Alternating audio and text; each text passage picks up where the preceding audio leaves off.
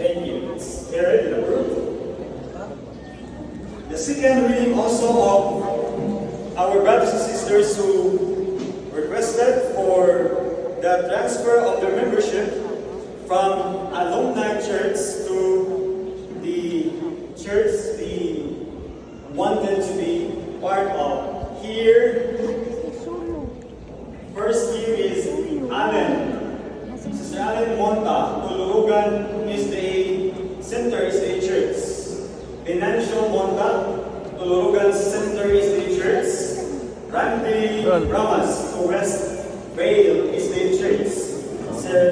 Syracuse, New York. Vincent Eric Ariasa, Tobulwa is the church.